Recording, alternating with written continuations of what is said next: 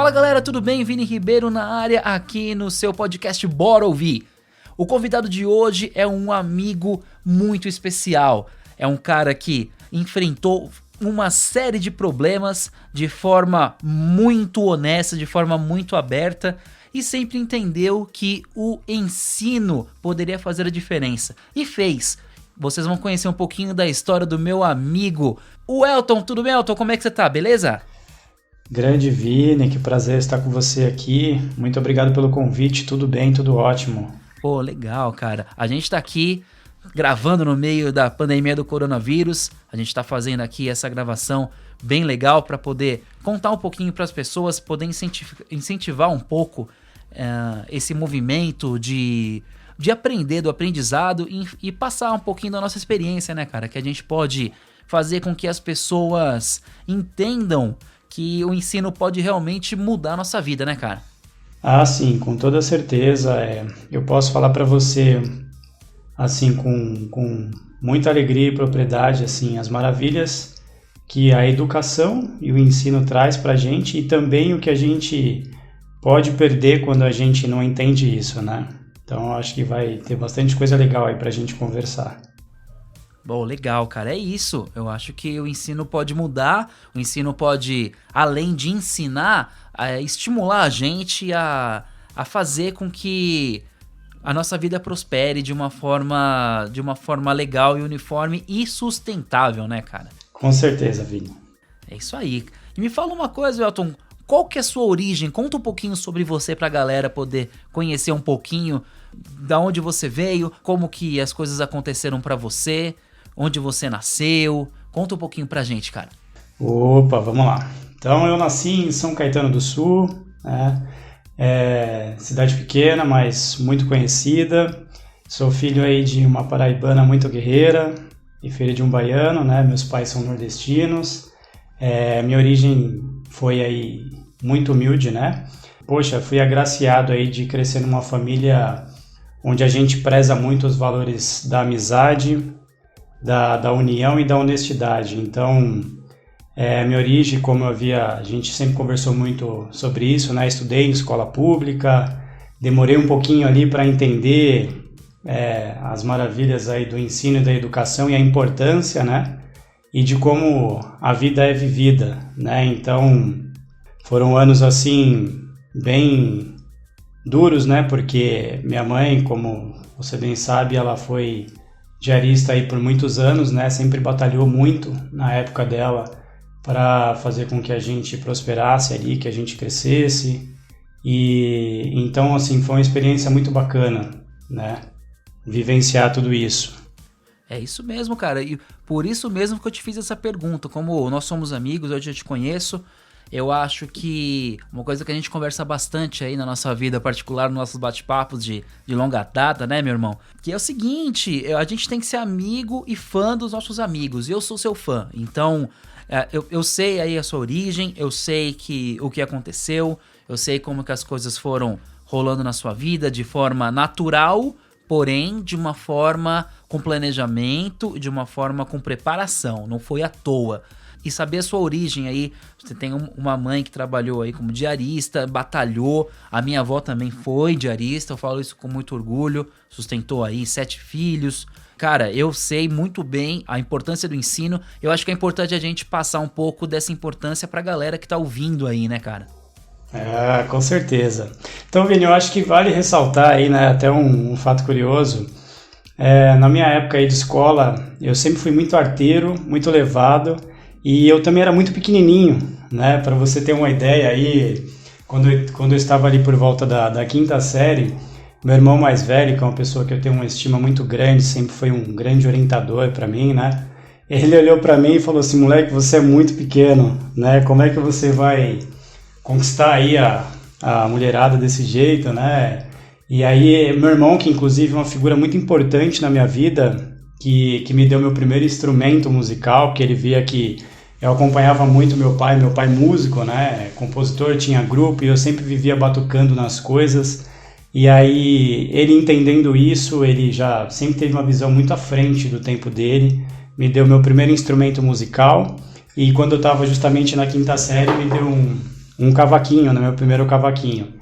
E por que eu tô falando isso? Porque eu não ligava muito, assim, para essa parte de estudos, e eu posso até afirmar para você que eu era um pouquinho, assim, tinha um déficit de atenção, né, ou seja, eu perdi a atenção muito rápido, né, e minha mãe vivia dizendo, olha, se você repetir a 5ª série, eu vou quebrar todos os seus instrumentos, né, eu vou quebrar o que você tem e tal, ela sempre ali no meu pé. E eu não queria saber de nada, só queria saber de música, de jogar bola, de brincar com a galera. E aconteceu que na 5ª série, acho que você vai até se assustar um pouquinho, a galera que vai ouvir, que me conhece, se assusta quando eu conto essa história, mas eu repeti a 5ª série, né? E com isso, eu não queria falar para minha mãe. O que eu fiz? Arteiro, né? Eu ia todo dia lá, quando chegou o final do ano, pô, os meus amigos... a galera se divertindo e tudo mais, eu falei, não, eu tô de recuperação, só que eu já tinha reprovado em 5 matérias, por incrível que pareça, né? Então eu acordava lá todo dia de manhã, eu ia lá pro famoso Eda Montonelli, pulava o muro das quadras lá, onde tinha as quadras de futsal, né? E ficava ali um tempinho, só que criança você sabe que é hiperativo, então dava 8 horas, 8h30, não tinha o que fazer ali, eu chegava em casa e falava, não, a aula acabou mais cedo, até que um dia a casa caiu. E aí, minha mãe falou, esse negócio não termina, ela foi na escola, quando chegou lá, cara, foi uma das maiores decepções que eu dei na minha vida pra minha mãe, né? Minha irmã foi com a minha irmã mais nova, 5 anos mais nova do que eu, meu irmão é 5 anos mais velho e minha irmã 5 anos mais nova, né? E aí, quando minha mãe chegou lá que descobriu a verdade, falou, não, seu filho reprovou, ele nunca nem ficou de recuperação, aquilo foi um baque tremendo, ela começou a chorar lá e tal...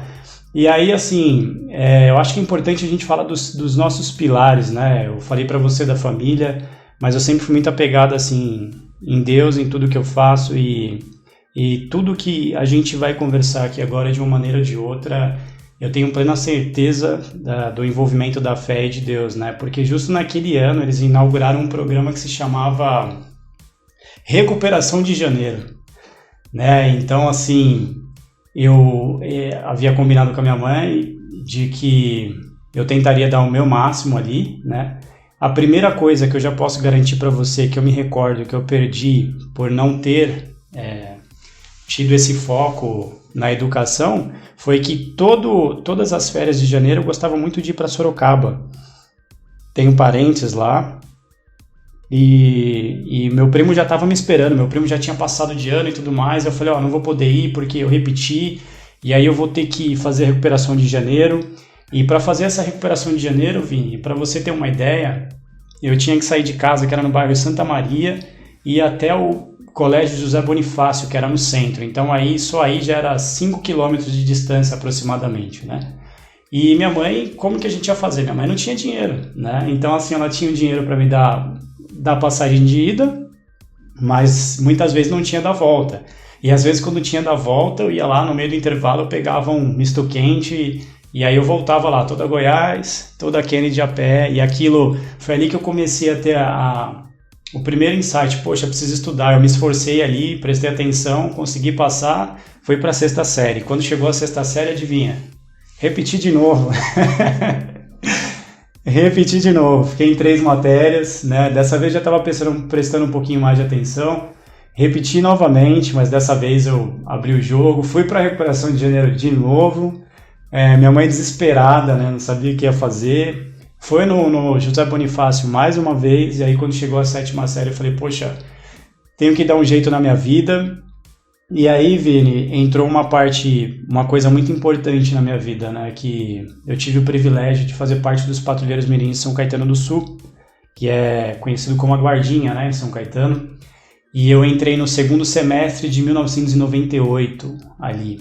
Poxa, cara, quando eu entrei não teve chororô. Primeiro que eu já tinha que ir a pé para lá, porque você tinha toda uma questão de receber a farda, né? Você tinha que juntar alguns pertences, você tinha que cantar os hinos, você tinha que... uma série de coisas ali de educacionais que você tinha que seguir para ganhar a farda, que a gente usava uma farda ali, né? Que é uma farda azul que existe até hoje, e aí você não pagaria a passagem de ônibus, né? Então eu fiquei ali durante 2 meses indo a pé da minha casa, ali eu tinha, acho que nessa época, 13 para 14 anos, indo a pé para a guardinha. Teve vezes que eu chorava, e a guardinha foi a indicação de um primo meu que já estava lá, que eu tenho uma estima muito grande por ele, que é músico hoje, é o Anderson.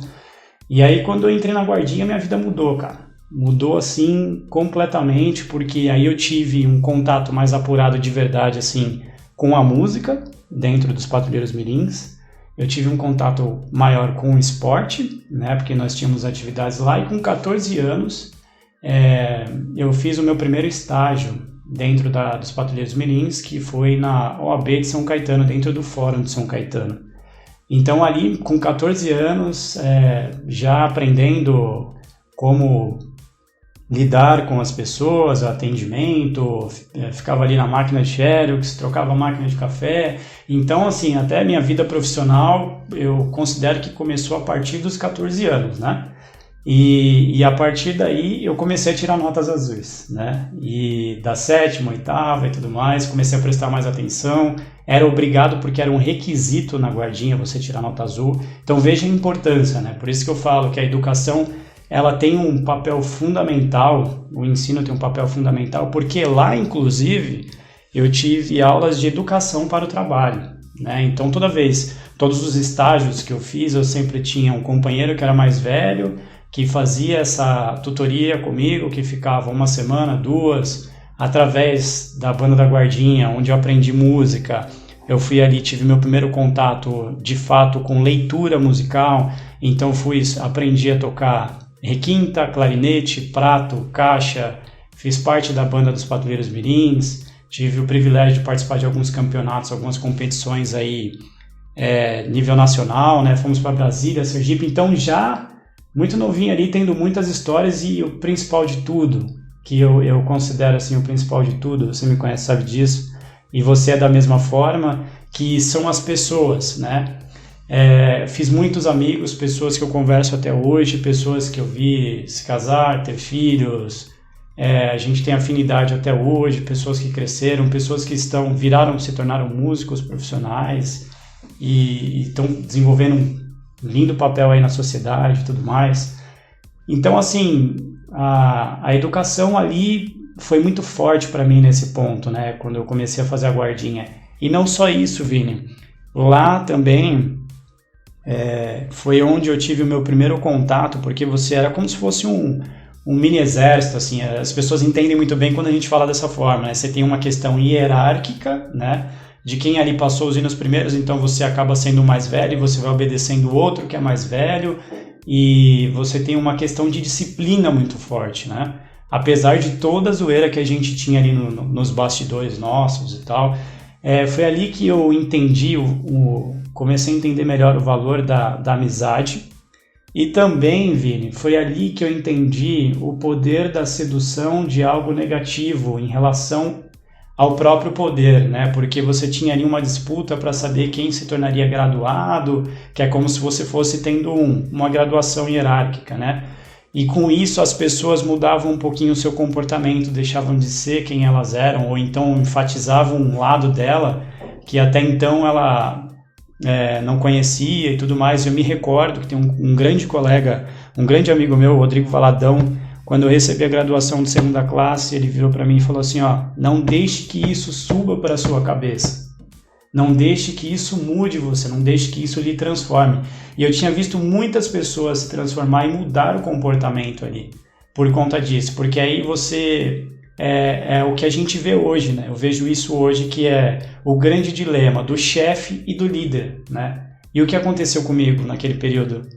Eu, até por algumas influências e por algumas vertentes, segui um caminho negativo e comecei a perder algumas amizades, comecei a destratar algumas pessoas. Eu acho que é muito importante enfatizar isso, né? Porque muitas pessoas gostam de dizer onde eu acertei e tal, e na verdade ali foi uma coisa que eu fico muito grato de ter vivido aquilo ali, porque isso me ajudou hoje no meu ambiente profissional, né?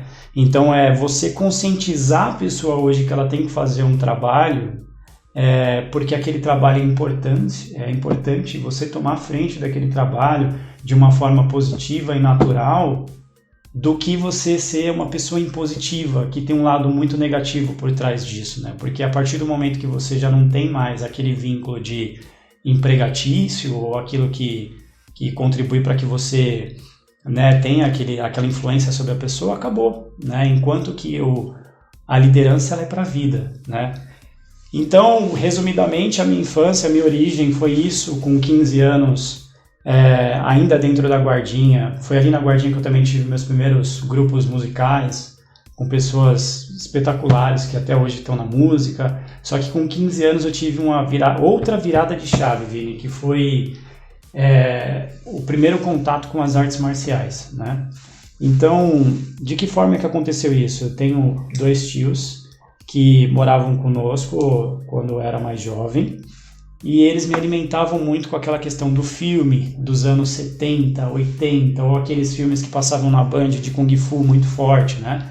E eu tenho um outro tio que é irmão deles também, são 3 na verdade, né? Mais velho, que eu tenho uma grande admiração por ele, que ele hoje é 4º dan de Karatê, mas que na época não havia uma possibilidade de eu treinar com ele. Mas o irmão mais novo dele, caçula, morava com a gente e sabia um pouquinho. Então o que ele começou a fazer, Vini?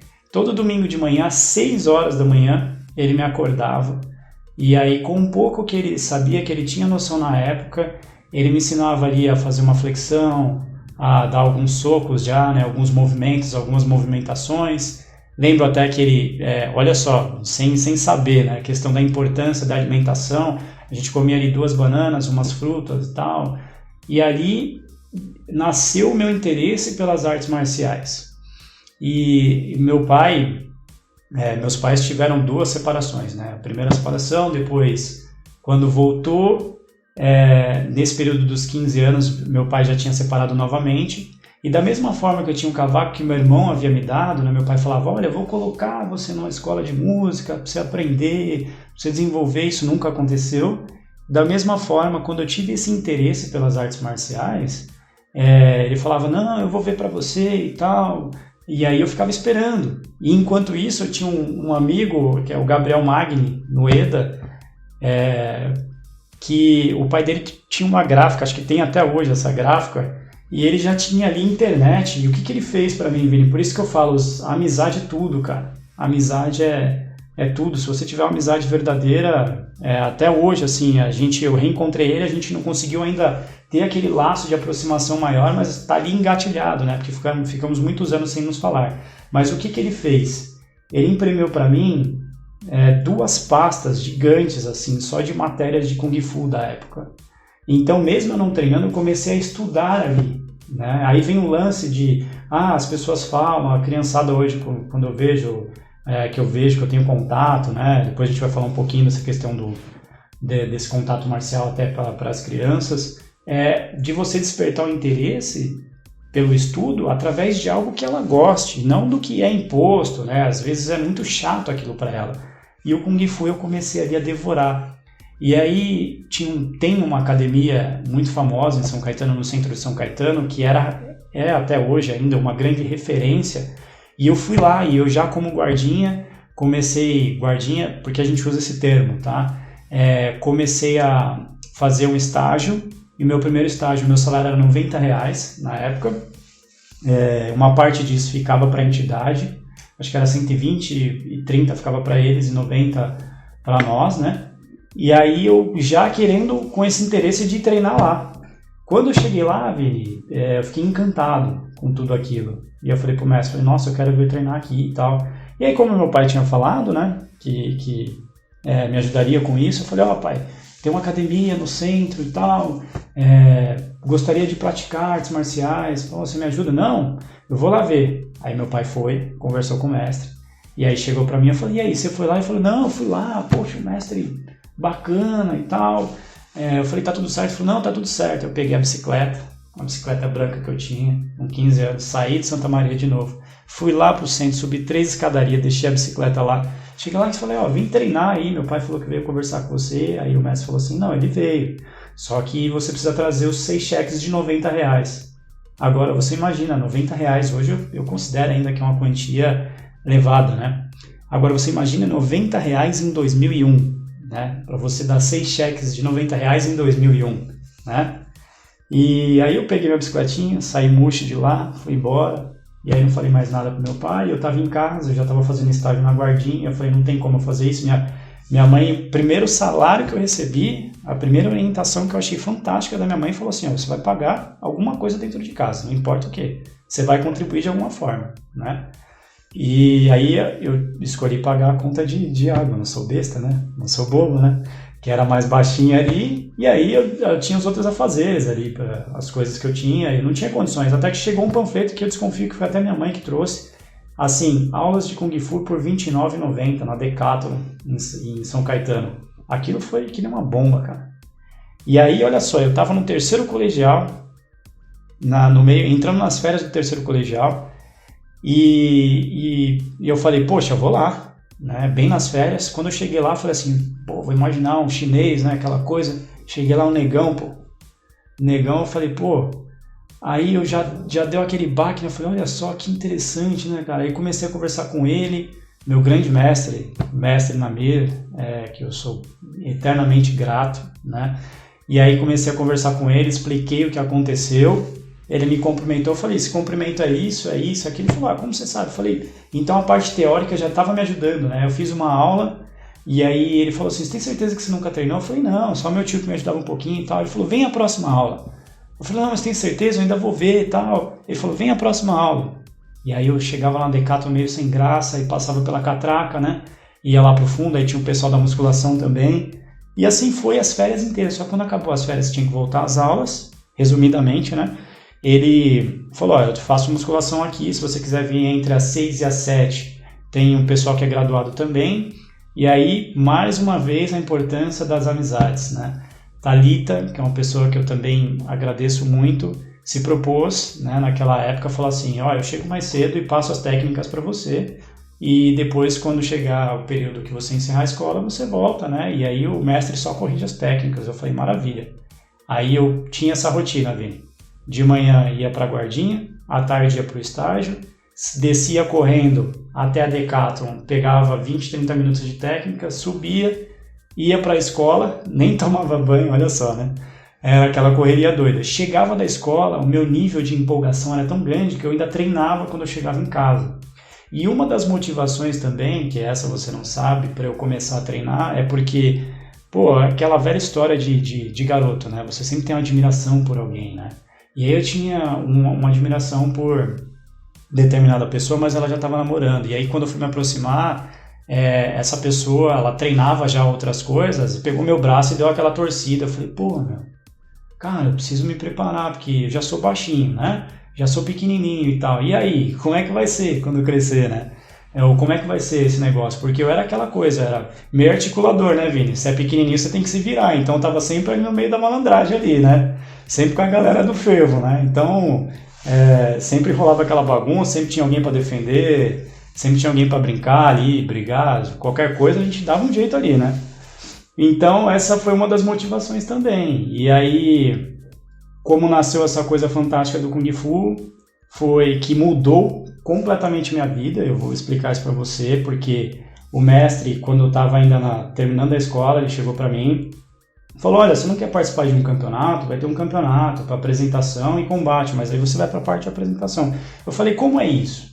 Aí ele falou assim, tem aqui essa fita, assiste essa fita. Eu fui lá, peguei a fita rapidinho, coloquei no videocassete, aquele bolachão, né? Assisti o campeonato inteiro, tinha 2h30 de gravação e só tinha um conjunto de movimentos que uma pessoa estava fazendo que estava inteiro. Eu falei, vou pegar isso aqui, né? Nem sabia o que era, não tinha nem noção. Comecei a pegar lá, passando devagarzinho, ele ia fazendo os movimentos, eu corria pro quintal e ia imitando os movimentos. Aí quando eu fui entregar a fita, ele falou, e aí, você gostou? Eu falei, gostei e tal. E o que você achou? Eu falei, quero participar. E aí, mas me conta, o que você achou dos movimentos e tal? Eu falei, inclusive eu vi uma técnica que a pessoa estava fazendo, como que é? Eu comecei a fazer, eu me lembro exatamente onde eu estava, onde ele estava e como foi essa cena que quero levar pro resto da minha vida, né? Eu comecei a fazer, fiz 10, 15 movimentos, aí ele olhou pra mim, eu vi o olho dele assim, deu aquela, sabe quando você olha pra pessoa e dá aquele brilho assim, né? E aí ele falou assim, onde você aprendeu isso? Aí eu falei, na fita. Ele falou, mas quem ensinou? Eu falei, não, eu fui passando, eu fui no quintal, fui vendo, são 64 movimentos, né? Eu tinha pego uns 20 ali mais ou menos. Aí ele falou assim, você sabe o que é isso? Eu falei, não. Ele falou, esse daí é a última técnica do nosso estilo que a gente pratica da última fase. Aí eu falei, eu não sabia. E o olho dele brilhando, ele falou assim, eu não posso te ensinar isso.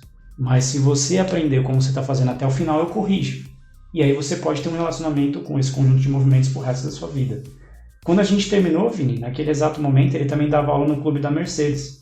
Só que quando a gente estava na Decathlon ali, a gente não tinha estrutura nenhuma para o que a gente fazia. A gente tinha os bastões. Rolamento, técnica de rala-queixo que a gente fala, eu aprendi tudo no chão. E no clube da Mercedes, o pessoal que treinava lá tinha tudo uma estrutura de tatame, de armas novas, de tudo. E eu me lembro muito bem ele falar assim, olha, eu tenho algumas pessoas que treinam, mas eu tenho a grande maioria lá no clube da Mercedes que tem toda a estrutura e não treina, e você treina. Você tem sido dedicado e tal. Ele falou assim para mim, de hoje em diante você é um filho marcial para mim. Onde eu for você vai, e se um dia eu tiver uma academia, você vai ser o sucessor. Eu estava conversando com a minha esposa, ele falou na época, eu lembro, né, e tal. E estou muito feliz, e onde eu for, e de hoje em diante você não paga um centavo comigo, onde eu for, você vai ser meu discípulo e a gente vai andar juntos. E aí chegava a parte de... E aí começou essa trajetória, né, do Kung Fu, que começou em 2001. Muita água rolou, não vou me estender aqui, mas eu me formei com ele continuou dando aula no clube da Mercedes.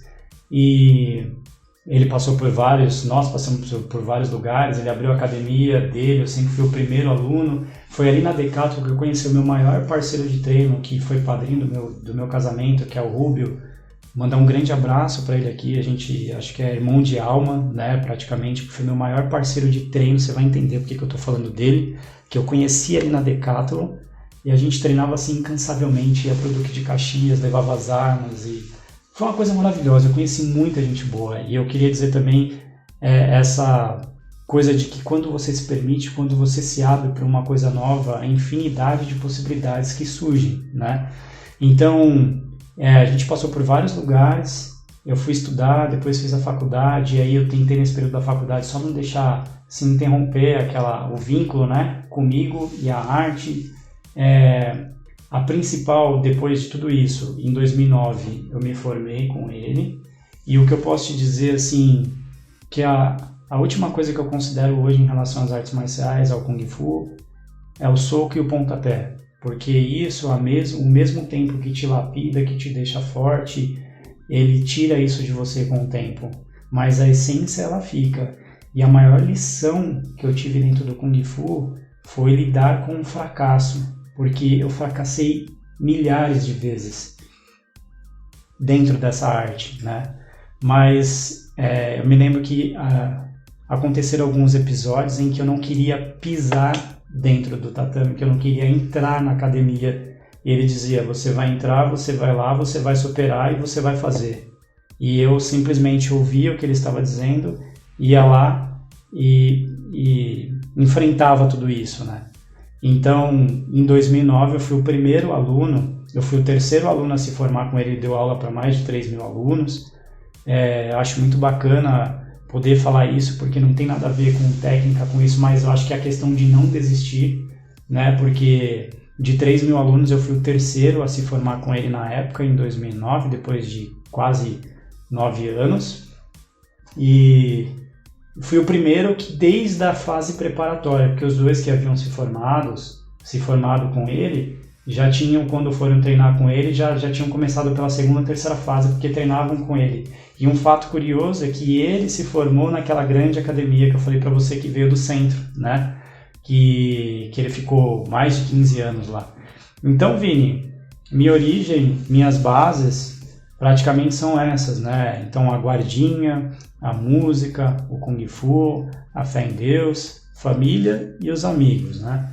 Então, tudo isso aí me ajudou, mas não pense que só isso daí foi suficiente, porque depois de 2009 que começou aí toda uma avalanche de revolução através da que eu considero, né, da educação, né? Pô, que legal, cara, é uma aula de vida. Você passou pra gente aqui uma aula de vida, você tá doido, cara, muito legal. Eu fico super feliz. Pô, cara, que bacana. E você passou aí lá no começo lá do podcast, você comentou que você teve esse episódio aí, né, que você acabou repetindo de ano e a sua mãe, você acabou dando aquela enrolada e depois sua mãe tomou aquela surpresa. Cara, eu vou confessar pra você uma coisa, passei pela mesma situação. Passei pela mesma coisa, meu Fantástico. velho. Porque eu tive um problema aí lá na 8ª série. Eu tava numa escola, eu morava em Guarulhos, aqui em São Paulo, e estudava em São Paulo. Meu pai trabalhava lá, meu pai, ele é artista plástico, ele tinha um ateliê e tal, trabalhava fazendo esculturas, pintando, enfim. E eu ia pra escola e tudo mais. Aí, aquela coisa, 8ª série, me enrolei lá com umas menininhas lá e tal, eu era novo na escola... E os caras já não gostaram, o cara novo que já chegou já, né, causando lá com as meninas e pá, aquela coisa toda, todo mundo querendo me pegar. Cara, simplesmente parei de ir pra escola, velho. Só que assim... Quem nunca, né, Vini? Acontece, mas assim, eu tinha nota. E aí, como é que você resolve isso, né? Então, eu tinha nota, meu pai via a nota, só que depois, no final das contas, ele viu a falta e eu repeti.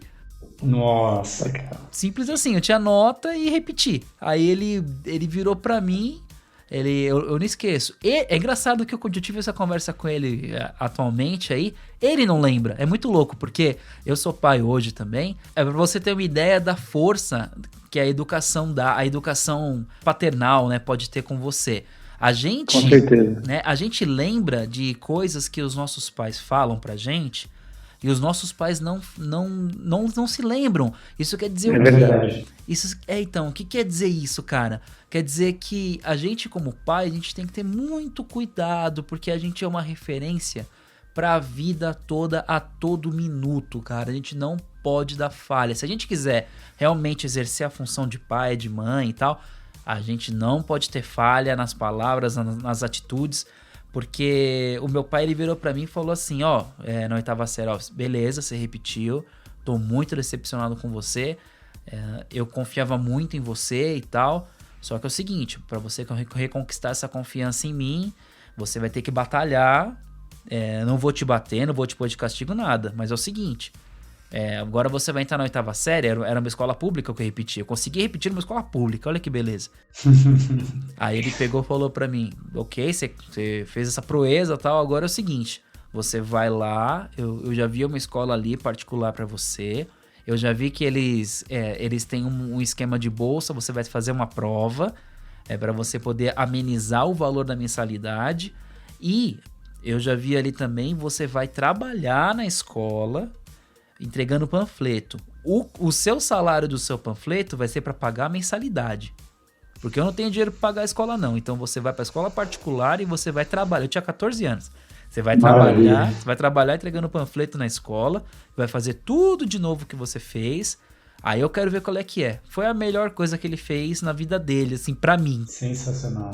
Então, eu entregava panfleto na escola, eu estudava de manhã na escola, entregava panfleto da escola nos bairros, né? Guarulhos, né? Região metropolitana. Eu fiz isso também. Antes de entrar na Guardinha, entreguei panfleto. Mais desviei panfleto do que entreguei, né? Tava morrendo de medo da dura que eu tomei, então eu fazia direitinho o negócio. Mas assim, só pra complementar... E isso daí, cara, eu acho que todo mundo tem jeito, todo mundo... Ainda mais a molecada, cara, a gente não pode condenar. É muito complicado você... É muito delicada essa questão que a gente tem, né, politicamente, de, não, maioridade penal e bandido, depois que o moleque colocar a arma na sua cara. Cara, quando você é moleque, a gente não tem um filtro na cabeça que é muito louco, cara, e...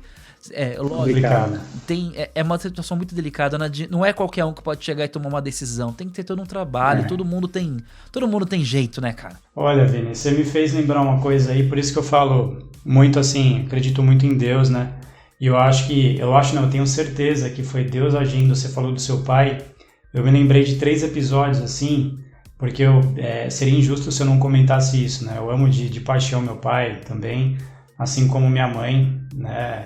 Meu pai sempre me ensinou muito de longe. Ele me ensinou até a... Eu tenho colegas, né, eu tenho amigos, na verdade, que falam assim, cara, como você consegue ter essa relação com seu pai e tal, não sei o quê, e mesmo essa separação? Eu falei, cara, meu pai me ensinou a tentar amar as pessoas como elas são, né?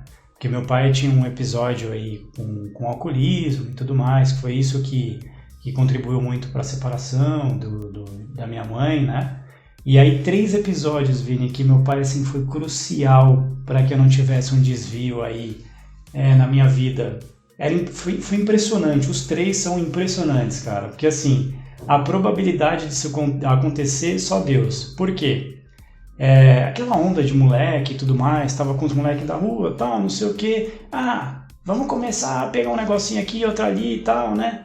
Aí, uma vez fui no mercado com um colega, um amigo foi lá e pegou uma bolacha. Já fiquei meio assim, né? Não vamos trabalhar com nomes, beleza. Aí eu, né, na minha inocência, fui na padaria Samara, em São Caetano, eu devia ter 9, 10 anos. Fui lá, na cara de pau, peguei o chiclete e saí. E saí correndo, né? Aí, olha a probabilidade. Eu desci no ponto de ônibus, na época que a Alameda São Caetano, ainda São Caetano era duas vias, né? Desci com meu pai, com a minha mãe e com a minha irmã pequena. E meu pai falou assim, vai lá pegar um cigarro pra mim na padaria. Cara, isso nunca tinha acontecido. E foi bem assim, na mesma semana, né, que aconteceu o episódio de eu ter pego os chicletes. Eu entrei na padaria tremendo. Aí o dono da padaria olhou pra mim e falou assim, quando você quiser, tal, os chicletes, tal, não precisa pegar, né? Pede, a gente tá aí e tal, mas não faz isso aí não. Cara, aquilo foi o primeiro ponto crucial, porque dali em diante nunca mais eu mexi em nada, não peguei nada, nunca desviei desse caminho, assim, sabe? Isso foi crucial. É aquela sensação que você tem, né? Aquela sensação que você tem de que, olha só, eu tô sendo visto, né, cara? Exato. O segundo, Vini, para você ter uma ideia, com essa mesmo colega aí que já era do meio da pá virada na época, né? Porque eu cresci também, onde eu tenho alguns colegas também que alguns foram presos, né? E hoje são pais também. Poxa, cada um tem a sua batalha, né? Mas o importante é a gente sempre se reencontrar, sempre achar a nossa natureza, sempre estar em paz e harmonia consigo mesmo, né? Então, tinha uma galera da pesada que eu também andava ali, cheguei a andar um tempinho quando era mais novo. E aí, o que eu fiz? Um dia meio chuvoso, tal, não sei o quê. Vamos fumar um cigarro. Nunca tinha fumado um cigarro. Aí a gente foi no porão da casa desse colega meu, da mesma rua onde eu morava. E aí fumei um cigarro, cara. Eu achei aquilo ali uma experiência assim, fumando cigarro. Eu gostei. Só que eu cheguei em casa, foi impressionante, não tinha como ele saber, tipo uma distância de 3 metros. Aí eu cheguei em casa, olhei pro meu pai olhou pra mim e falou assim, você tava fumando? Esse cheiro de cigarro? Aí eu já comecei a gaguejar, não, é aqui. Ele falou, se eu pegar você com cigarro na boca, eu quebro seus dentes. Cara, dali em diante, eu nunca mais pus um cigarro na boca. E a terceira aquela época do Nintendinho. Você já teve um Nintendinho ou não? Eu era do lado do lado da Tectoy, eu tive os Mega Drive. Tá certo. Por que isso? Tem um primo, meu primo um pouquinho mais velho, né, o Vando, ele tinha um Nintendinho também, e aí a gente começou a fazer um acordo. Ele era da Barcelona, e eu falei assim, e aí o que eu fazia? Eu cuidava de carro. Minha mãe nem sabia, eu fiz cada coisa que minha mãe nem... Depois eu falo pra ela as coisas, Vixe Maria, ela quase tem um troço. O que minha mãe fazia? Ela saía pra trabalhar, e eu era hiperativaço, assim. Eu saía de casa, isso com 8, 9 anos. Eu saía, passava debaixo da catraca, ia lá pra Barcelona e ia cuidar de carro na feira, né? Então, assim, eu ganhava alguma coisa ali, um trocado, tal, não sei o que. Aí eu comecei a fazer um acordo com esse meu primo. Falei, vamos alugar uma fita. Você aluga, tal, eu pago uma, você paga outra. Eu pago uma, você paga outra. E o negócio tava no meu nome lá, na Panda Games, em São Caetano, né? Aí chegou um dia, meu pai nunca fez isso. A gente tava devendo acho que 20, sei lá quanto na época lá. Sei que a ficha tava vermelha lá, né? Não queria nem passar na frente, né? E meu pai chegou, falou assim, chegou do bar, falou assim, vamos lá que eu vou pagar uma fita pra você hoje. Vou alugar uma fita pra você. Ele via que eu gostava de jogar videogame. Vini, ele nunca fez isso. Ele foi comigo até a Panda, chegou lá e a surpresa. E o barraco? Rapaz, foi chuva de grito pra tudo que é lado. Então, assim, eu tô resumindo 3, assim. Então, assim, ele sempre foi... Por isso que eu acho que é Deus agindo, foi em momentos, assim, cruciais, né? E também essa questão aí por conta do alcoolismo, que também foi uma outra grande decepção que eu dei para minha mãe, a educação dos pais que a gente está falando agora, né? Então, assim, Minha mãe sempre falava, olha, você pode sair, você pode ir para onde você quiser, mas você não bebe, porque ela acreditava muito e hoje eu também acredito nisso, eu e minha irmã, a gente acredita nisso pela questão hereditária, né? De já gostar de bebida. Ela falava assim para mim, eu não quero ver você bebendo, se eu pegar você bebendo vai ser a maior decepção da minha vida e tal, né? E aí, a segunda maior decepção que eu dei para minha mãe foi quando tendo uma... É legal isso, né? A gente contar os erros que a gente cometeu, que é o que acho que na verdade é o que mais fortalece e ensina pra gente, né, Vini? E aí teve uma festa na frente de casa, tal, não sei o que, eu bebi mesmo. Minha mãe, vendo meu pai durante anos, cara, feição, bocas, ela falou assim, você bebeu. Aí pronto, aí foi uma decepção, um chororô. Dali em diante, cara, eu vou falar pra você, eu fui em muito samba, eu virava à noite, eu adorava, assim, eu fui em tanto que é lugar que você não imagina, cara. Mas eu não bebia. Não bebia, eu vim começar a beber assim, e na verdade experimentar de maneira assim, bem tranquila, porque eu sempre quis, foi uma opção mesmo, eu nunca quis passar aquela linha, eu falei assim, não quero, eu me divirto, eu rolava assim, eu cheguei a rolar no chão de dar risada, de me divertir, nunca precisei de bebida. Hoje eu gosto muito de uma caipirinha, eu tomo alguma coisa, experimento, mas sempre ali, beleza, já era, acabou, entendeu? E tenho o maior respeito por quem bebe, porque é um prazer. Cada um sabe o que é prazer pra si, né, cara? Então, foi isso, Vini, dos meus pais, né? E aí o fator curioso é que quando eu saí no terceiro colegial da escola, como eu vim tarde, já de escola pública, né? Não prestava muita atenção nas aulas, eu falei, e aí vem aquele dilema, o que eu vou fazer agora? O que eu vou estudar?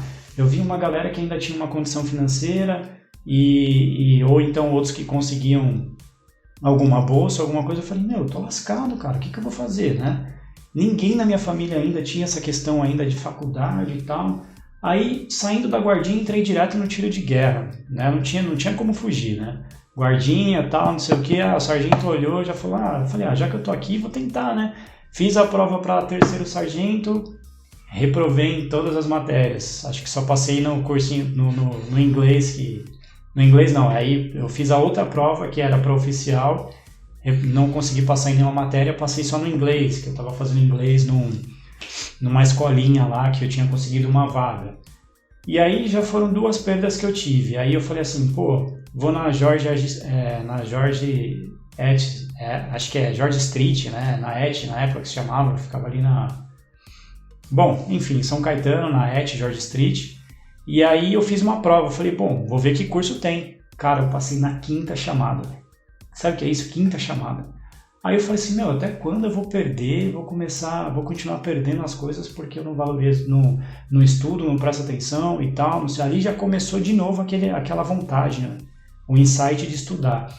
E aí eu consegui entrar para telecomunicações. Velho, aí eu arregacei, né?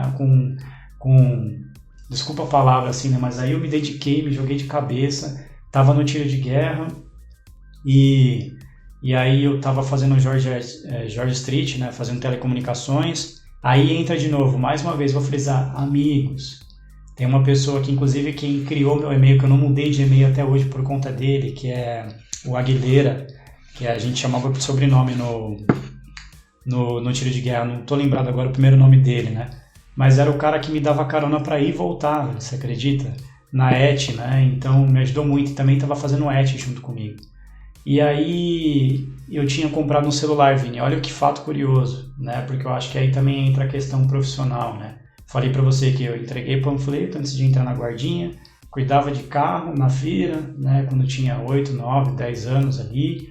E toda essa questão da guardinha que eu passei os estágios que eu fiz foi no Fórum de São Caetano. Com 16 anos tive meu primeiro emprego registrado como office boy, que não foi uma experiência muito legal, mas que me ensinou muito. Depois voltei e fiz estágio na Fundação das Artes, na Imobiliária Santa Paula, que foi um lugar incrível, conheci pessoas maravilhosas também. E aí, eu tiro de guerra, ninguém quer pegar você para trabalhar. Aí eu consegui um emprego, Vini, no mesmo tempo que eu estava na ET, para entregar água, cara. Eu ia entregar água. Aí você se lembra aquele primo que eu comentei para você, meu primo, que o apelido dele é alemão, que todas as férias de janeiro a gente queria estar junto e tudo mais? A gente tinha um apreço muito grande um pelo outro. Então a gente sempre falava, no seu aniversário eu vou para Sorocaba e no meu aniversário, em agosto, você vem para cá. E a gente estava fazendo essa tradição já fazia uns 2 anos, Vini.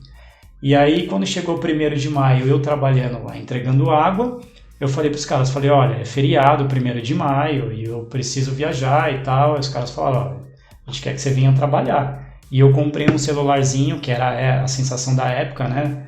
O Motorola 333, R$400 na época, comprei em 10 vezes. E aí eu falei, não, eu vou lá, e depois eu venho e trabalho. E, resumindo, fui para Sorocaba. Quando eu voltei, fui mandado embora. E para pagar as prestações do celular? Aí, cara, eu tive que rebolar, viu, cara? No bom sentido. Eu, graças a Deus, assim, conheci pessoas maravilhosas. Eu até aproveito esse áudio para agradecer. Esses dias a gente estava conversando. Neandro, que eu considero como um primo meu, né, que a gente aprontou muito, bagunçou muito quando era mais novo, quando nós éramos mais novos. Ele tinha, os tios deles trabalhavam em construção.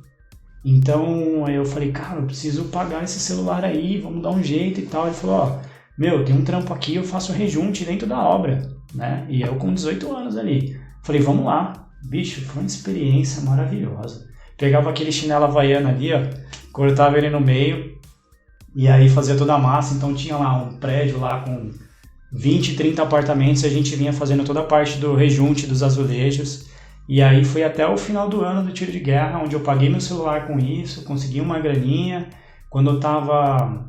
Porque a ET eu fiz só um semestre, né, de telecomunicações. Meu tio, que também é um dos tios que me incentivou lá com a parte da... Esse já é o Antônio, né? Trabalhava na FAINAC. Ele falou assim, olha, saiu uma bolsa agora, que é o programa Escola da Família.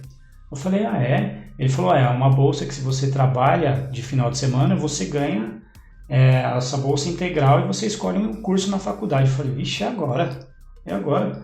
Cara, terminou o tiro de guerra, fiz a prova, passei na 7ª chamada.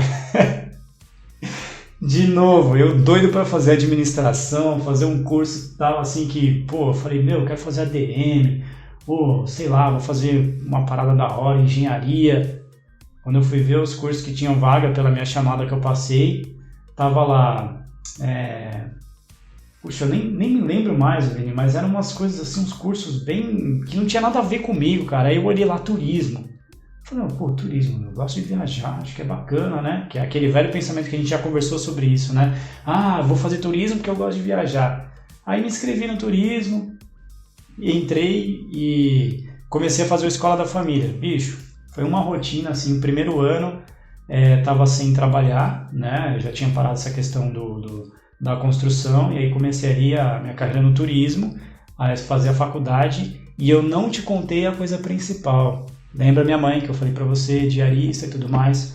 Quando eu tava lá com os 15 anos, que aconteceu a segunda separação, que minha mãe se separou do meu pai, a minha mãe tomou uma decisão.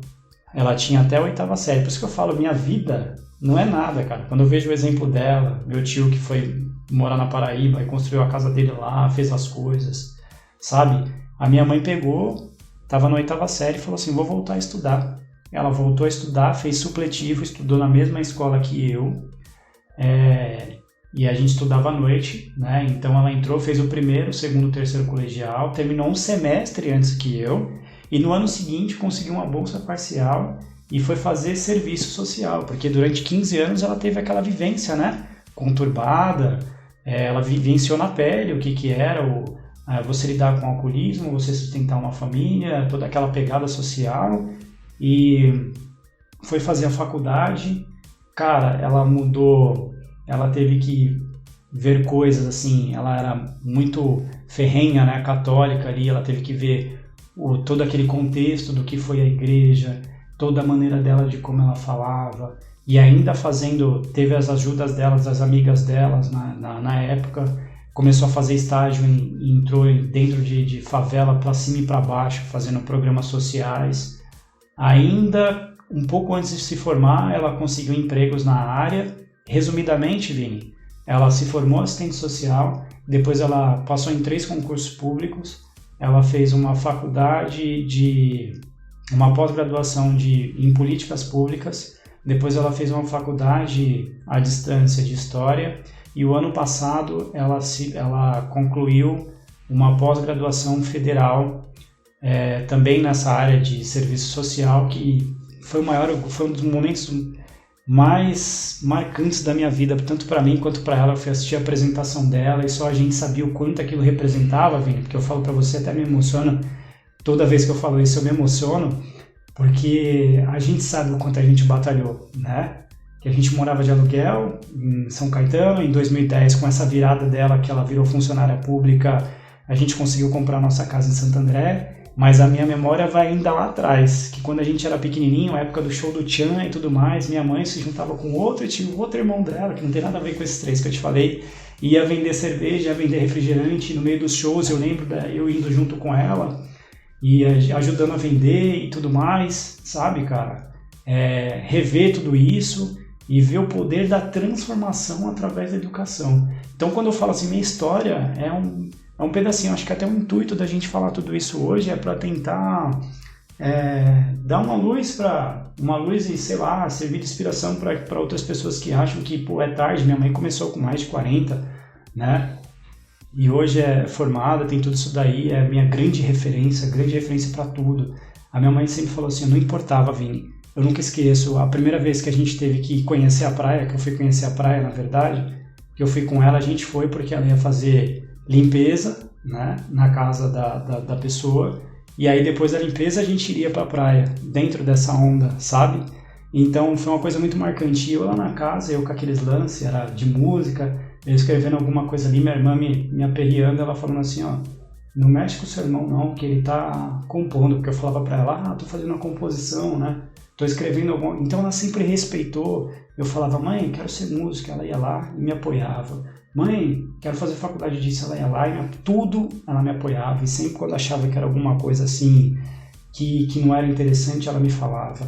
E a minha mãe foi a primeira pessoa de toda a nossa família que diploma, a gente sabe, a gente sabe disso hoje, que o diploma ele não representa você ter o conhecimento ou ser melhor que ninguém, mas ele representa você não ter desistido de algo, assim como eu te falei do Kung Fu, do simples fato de você ter continuado, de você ter perseverado ali, né? Então foi isso. Então nesse mesmo tempo que eu estava fazendo a faculdade ali de turismo, minha mãe estava fazendo a faculdade de serviço social, e aí aquele lance que eu comentei para você, que eu saía de casa antes das 7, estava todo mundo dormindo, meu primeiro estágio no turismo. Antes disso eu também passei um período que eu trabalhei na metalúrgica, agradeço meu compadre Beto, que foi quem me indicou num momento muito difícil, que eu estava passando uma dificuldade, ele me indicou, até que nessa metalúrgica, na Calf, né, em São Caetano, quando eu trabalhei, eu saí, houve a troca de empresa, eu falei, não, agora eu quero trabalhar na minha área. Em 2006 eu tive meu primeiro estágio, Vini, que aí eu comecei a trabalhar lá na República, a empresa era de freelancers para CVC, só que ela abriu um braço rodoviário. Então era um momento difícil, e acho que um ponto, e você acompanhou um pouco dessa parte da minha trajetória, que eu fico muito feliz, é que todas as empresas que eu passei, todas elas, então eu tive a felicidade de trabalhar um pouquinho na Gol, trabalhei em duas empresas que eu tenho um carinho muito enorme, que é a Vipan e a BCD, e hoje trabalho em uma TMC também, né, que é uma agência corporativa muito legal. Trabalhei na Atlântica Hotels, e todas essas empresas que eu passei, eu tive o privilégio de pegar um momento muito delicado que a empresa está passando. E com isso, você aprende muito, né? Então a Gol, poxa, tinha acabado de cair um avião, tinha comprado a Varig, era um momento muito difícil. A Vipan tinha toda aquela questão da transição, a joint venture com a BCD, e depois a BCD firmando aqui no Brasil, né? Então era um momento muito delicado, contas delicadas. Na Atlântica fui parar num dos prédios mais desafiadores, com os gestores maravilhosos que mais motivavam você, que mais te desafiavam a fazer coisas diferentes, né? Então assim, Vini, foi maravilhoso, cara. E então desde esse primeiro estágio em 2006, onde eu saía de casa, estava todo mundo dormindo, eu encontrava meu grande irmão Dario, que também é meu amigo, que já trabalhava ali na BB Tour. A gente se encontrava, chegava no centro de São Caetano, andava 20 minutos a pé, chegava na faculdade, meio que tomava um banho ali no banheiro e já seguia para a aula, levava marmita até para o trabalho, e até ir mudando de emprego. Depois passei pela Eventos, né, uma agência também pequena, conheci um pouco da parte de agência de lazer, depois a agência também em São Caetano. Depois que eu me formei, eu fui trabalhar dentro da faculdade. Isso foi muito frustrante para mim, porque não era nada do que eu tinha como sonho, né? Aí depois que eu entrei na Gol que as coisas foram mudar, mas tudo foi um grande aprendizado, Vini. E aí tem tudo isso aí que a grande maioria você já acompanhou, né, cara? Mas tudo isso se deu através da transformação. Lá em 2009, quando eu me formei no Kung Fu, depois eu reencontrei meu grande irmão que eu falei pra você, que era o Rubio. Meu mestre, de 2005 a 2009, eu sempre falava, vai dar aula, vai não sei o que. Eu falei, não quero, porque isso é uma responsabilidade muito grande, lida com o corpo das pessoas, eu não quero. Encontrei esse meu irmão, que ele foi se formar no boxe, no Muay Thai, em 2011 a gente se reencontrou, ele abriu uma academia chamada Águias Fight em São Caetano, ele falou, vem dar aula, cara, a gente se reencontrou, foi uma coisa mágica. Eu falei, não, eu não quero, velho, eu só queria treinar novamente com você, porque você foi meu maior parceiro de treino que eu tive na vida, né? E aí eu falei, eu vou vir treinar. Ele falou, não, começa a dar aula aí, cara, você se formou, vamos dar aula. E aí eu comecei com um aluno, com 2, com 3, daqui a pouco a gente formou uma família maravilhosa. E os alunos, assim como eu tive a oportunidade, 80% deles eram bolsistas, só pagava realmente quem tinha condição naquela época, era uma premissa que a gente estabeleceu. Ele falou, não, a academia precisa sobreviver também. Só que ele também, com todo o coração que ele tinha, Vini, e o amor que a gente tinha pelas artes marciais, poxa, muita gente assim, acabou treinando de graça, sabe, praticamente de graça. A academia foi até 2015, depois ele não conseguiu sustentar, aluguel muito alto, uma série de coisas, ele também tinha um coração muito grande, e aí quando acabou aquilo, o impacto foi tão grande, né? O impacto foi tão grande, assim, a gente formou uma turma tão maravilhosa, que eu encontro os meninos, falar assim meninos, né? Mas eu encontro, é até estranho falar meninos, porque tem pessoas de todas as idades, né? Desde pequenininhos até, poxa, senhores, que tem um respeito tão grande quando encontram você na rua, que lembram de algo que você passou, de algo que você conversou, e eu falava assim, cara, nunca mais quero dar aula na vida. É uma responsabilidade muito grande, e eu acho que nunca mais a gente vai ter essa construção. E olha que curioso, Vini, quando a academia fechou, esse meu irmão, né, ele foi cuidar da vida dele, e aí ele deixou 3 alunos do Muay Thai Box. Um deles é o Marcinho, o outro o Elvis e o outro o Murilo. O Murilo foi dar aula em Santo André, o Marcinho foi treinar com o mestre do Rubio, que é o mestre Álvaro, e o Elvis também. Só que o Elvis montou um projeto social na Vila Cristália, em São Paulo, né? E aí em 2017 eu reencontrei o Marcinho, a gente sempre teve contato ali e tal, então o Marcinho, Evânio, pessoas que sempre considerei assim, muito, todos eles, né? A gente tem um carinho muito grande, falou, vamos voltar da aula e tal. Como eu vi que o foco era social, eu falei, vamos, né? E aí, em 2017, a gente voltou, eu voltei com essa parte do Kung Fu lá nesse projeto, um projeto social, que começou com a ajuda de muitas pessoas. Sou imensamente grato, porque assim, sozinho a gente não vai a lugar nenhum, isso é mais do que comprovado. E aí a gente teve essa oportunidade de levar um pouquinho dessa arte onde ela mais precisa estar, né? Que é nas pessoas que necessitam da arte e se agarrar a isso como meio de transformação de vida, né? E a gente está lá até hoje, muita gente passou por lá, muita gente maravilhosa que ajudou enquanto pôde. Antes, no começo, a gente fazia um café da manhã, a gente queria ter uma estrutura melhor, mas chegou um ponto, cara, que a gente simplesmente prezava pela essência, né? Que é a parte marcial. E o Kung Fu era simplesmente um chamariz, e aí a gente levava alguém de alguma profissão para trocar ideia com os meninos, para dar uma orientação, para falar o que é uma carreira, a gente também compartilhar as nossas experiências. E aí a gente, nesses 3 anos, a gente teve o apoio da Federação Paulista, e olha como é a retribuição, também sou muito grato, grão-mestre Edilson, que quando eu cheguei para ele, falei assim, a gente tem um projeto social, eu tenho os meninos lá, a gente não tem condições, não tem auxílio, não tem apoio de ninguém, não tem como ter um alvará, porque não tem um CNPJ, mas eu acho que seria muito bacana levar os meninos para o campeonato. Ele na hora falou assim, cara, tá aqui, ó, inscrições, todos os alunos que forem seus, inscrições gratuitas para o campeonato.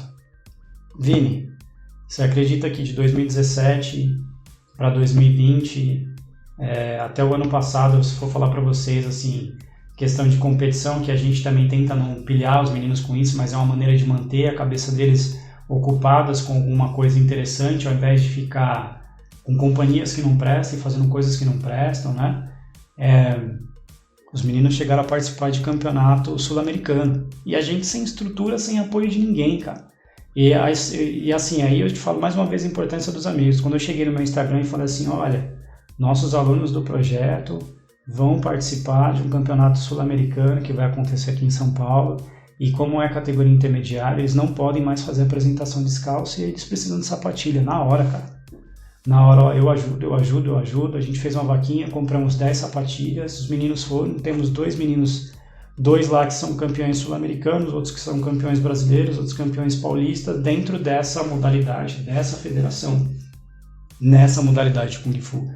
E aí eu tive a imensa surpresa, assim, né, a vida retribuindo, né. Minha missão com Kung Fu era só isso. Eu comecei depois a treinar um pouquinho de Muay Thai Boxe com quem? Com o Marcinho, que foi meu aluno de Kung Fu na Águias Fight, né? Olha que coisa louca, olha como a vida ensina, né? Hoje ele é ainda meu professor de Muay Thai Boxe. O Marcinho, que quando saiu da Águias Fight, e a gente tem muito orgulho de falar isso, foi treinar com o mestre Álvaro, chegou aí para um campeonato mundial na Tailândia, sem apoio de ninguém. Eu acho que é muito importante a gente frisar isso. O esporte, a cultura, a educação é muito desvalorizado, infelizmente, no nosso país. Porque eles tiveram que fazer vaquinha, bingo, buscaram auxílio de lojas pequenas, de microempresas, para poder comprar passagem, para se sustentar lá. E foi campeão mundial de Muay Thai na Tailândia 2 anos atrás. A gente não tem palavras para mensurar o orgulho que a gente tem disso, sabe? Porque ele também é uma pessoa que dedicou 16 horas, 12 horas por dia, sendo pai novo, dormia na academia, sabe? Não tinha condições nenhuma e chegou onde chegou.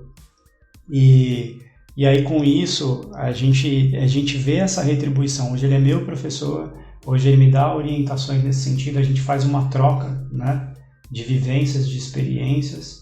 E o grão-mestre da federação me convidou para treinar lá com eles. Falou assim, não, o projeto que vocês fazem é legal. Eu nem queria, cara, nem queria mais assim, treinar nada. Minha missão é só passar para frente aquilo que eu aprendi. E tanto que hoje assim, eu tenho que sempre relembrar as técnicas, né? Outra coisa que a arte ensina, que ela é muito ciumenta, Vini. Você sabe disso, você é músico, você sabe disso. Então, a arte me ensinou muito isso. Se você não dá atenção para ela, ela faz birra, cara. Não adianta. Eu pego aqui, eu tenho um cavaco aqui. Se eu começo a tocar com ele um pouquinho todo dia, ele retribui você. Se você ficar um mês sem tocar, você vai tocar.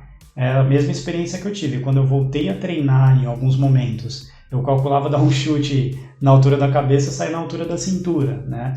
Então, de maneira bem resumida, assim, todas essas áreas elas se juntaram, todas essas áreas se conversam, né, e montam tudo isso que eu vivo hoje, né. Você lembra quando a gente se conheceu ali na BCD, mas quando eu entrei na Vipan foi ali onde eu tive, preciso estudar, aí eu fui fazer uma pós-graduação, comecei ali a questão do inglês e do espanhol, depois quando eu estava na BCD eu estava esperando para uma vaga no comercial, não conseguia, aí eu fui para Atlântica, e aí, desenvolvi um projeto muito legal lá, e foi minha primeira experiência com gestão, né? Gestão de pessoas, que é uma responsabilidade tremenda, né? Porque não é só você e não é só pessoas, são pessoas, famílias atrás das famílias, e é uma cadeia muito grande, uma responsabilidade muito grande, pessoas que dependem de você. Então ali foi minha primeira experiência com gestão, depois agora onde eu estou hoje. E assim, cara, resumindo para você, na minha parte profissional, a minha maior conquista foi nesse ano, representando a agência onde eu estou, ir para um outro país, fazer uma apresentação de resultados em um outro idioma, em tudo em inglês, né? E saindo de onde eu saí, porque quando eu estava fazendo essa apresentação, eu me lembrava de tudo que aconteceu lá atrás, onde no meu primeiro relacionamento que eu tive, eu sentei numa mesa com as pessoas e as pessoas já tinham um outro nível, já eram mais estudadas, as pessoas falavam de economia das coisas, eu ficava boiando, não sabia o que era, eu falava muita coisa errada, Aliás, fica uma dica, Vini, a gente falou sobre isso, mas eu não gostava de ler, né? Até na época da faculdade eu falei, eu preciso mudar isso, como que eu vou fazer? Eu falava um monte de coisas erradas. Na minha primeira entrevista, no meu segundo emprego do turismo, eu tenho o maior orgulho de falar isso. Agradeço essa pessoa que me deu essa oportunidade, que é a Inês Sarro. Em São Caetano, eu cheguei para fazer uma entrevista com ela. Me fale 3 qualidades suas. Eu coloquei e escrevi lá, me considero uma pessoa extrovertida, inventando palavras, né? Criando palavras. Aí eu falei, ela me chamou e falou assim, olha, eu vou te contratar, mas tem algumas coisas que a gente precisa arrumar. Eu falei, como eu vou arrumar isso, cara? E aí me deram uma dica, falou assim, pega um livro de um filme que você já assistiu e você gostou muito. E aí eu tinha assistido Harry Potter naquela época, e minha cabeça, cara, sempre foi um guarda-chuva ao contrário, assim, você também é da mesma forma, a gente ama desenho, gosta de Cavaleiro do Zodíaco, a gente gosta de música, de arte, de mangá, o que vier eu não tenho preconceito com nada, cara, tanto de religião, se tiver que ler, a gente vai ler, vai entender, sabe, tudo. Então, assim, eu peguei aquele livro, 143 páginas, eu li aquilo em 1 mês e meio chorando, Billy. E só que eu senti um gosto, uma alegria tão grande quando eu terminei aquele livro. O 5º livro tinha para mais de 700 páginas. Eu terminei no mesmo tempo do primeiro. Ali eu comecei meu primeiro gosto pela leitura, na faculdade fui arrumar toda essa questão aí da língua portuguesa. Hoje estou lendo, olha que coincidência, estou lendo agora o mesmo livro do Harry Potter, os 5 em inglês, que são 900 páginas, estou na página 300 aqui, mas olha como as coisas, né, são relacionadas. Um livro que eu comprei na minha segunda viagem, que eu fiz em 2014. E é tudo isso daí, Vini. Aí tem ainda toda a parte de viagens, minha primeira viagem, como que foi, toda a questão de conscientização com a educação financeira a partir ali de 2011, né, as viagens que eu fiz, que você acompanhou algumas aí até de perto, os mochilões da vida. E vou te falar, cara, esse seu lado viajante, como viajar com pouca grana, isso aí dá um podcast. Vamos fazer uma parte 2 falar disso, cara. Se você aceitar o convite, vamos fazer isso, cara. Vamos lá, com certeza. Eu não te falei assim, o principal, Vini, quando eu te falo de amigos, porque é uma questão muito séria pra mim. Porque hoje os meus amigos, que são muito selecionados, assim, eu ouvi uma frase da Fernanda Montenegro, muitos anos atrás, que ela disse assim, nós temos uma família de sangue, que nos é imposta, que a gente nasce com ela, e nós temos uma família de opção. E a família de opção, cara, é a gente que monta, é a gente que diz quem é o nosso irmão mais velho, quem é o nosso irmão gêmeo, quem é o nosso terceiro, segundo pai, quem é o nosso padrinho. E eu tenho hoje uma família de opção que é o meu maior tesouro, né? Eu acho que são as joias que é aquilo que a gente comentava. Poxa, eu entrei nessa empresa que a gente conheceu, que é a BCD Travel, para trabalhar lá, né? Para desenvolver um trabalho.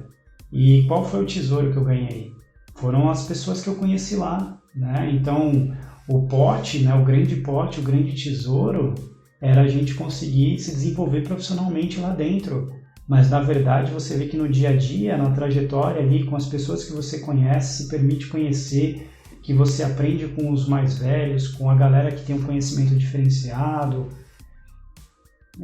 e que você escolhe levar para o resto da sua vida, que viram o seu grande tesouro. E quando eu casei no ano passado com uma pessoa fora da curva, ela entendeu quando a gente fez essa frase, falando assim, as pessoas que estão hoje aqui no nosso casamento são todas, cada uma delas, uma pedra preciosa que a gente encontrou em cada jornada que a gente viveu nessa vida, né? Então, Vini, meus amigos, além deles serem meus amigos, meus irmãos, que são pessoas que, no mínimo, eu passei ali 5 anos de experiência, que eu passei algum perrengue, que a gente teve alguma situação e que quando apertou a gente estava junto, né? Na minha mudança de 2010, ali meus principais amigos estavam todo mundo junto. Então é o carro de um, é o carro de outro, um amigo que me ajudou a tirar 300 quilos de um porão de azulejo para passar para um outro lado, passar para o muro, que a gente levou 6 horas para fazer isso. Então, assim, eu não tenho palavras. Grande Tamashiro que me ajudou a fazer isso, né? Eu não tenho palavras para agradecer os meus irmãos. E quando você fala de viagens, me fez lembrar que cada um desses meus amigos, eles são padrinhos de alguma coisa na minha vida. Eu tenho meu grande irmão, João Carlos, que hoje está morando na Nova Zelândia, já passou por mais de 60 países, fez faculdade comigo, e que é o nosso grande mestre das viagens que a gente fala. Ele que foi responsável por esse mochilão que a gente fez lá para a China com R$6.000. 25 dias, 7 países, R$6.000, 5 pessoas. Quando a gente fala é surreal, isso 2 anos atrás.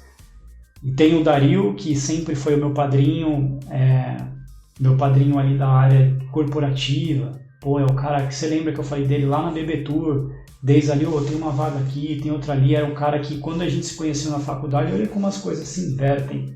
Quando a gente se conheceu na faculdade, meu apelido era até Pedágio, porque eu conversava com todo mundo, de todas as salas, eu sempre fazia amizade nova, o Dario não abria a boca.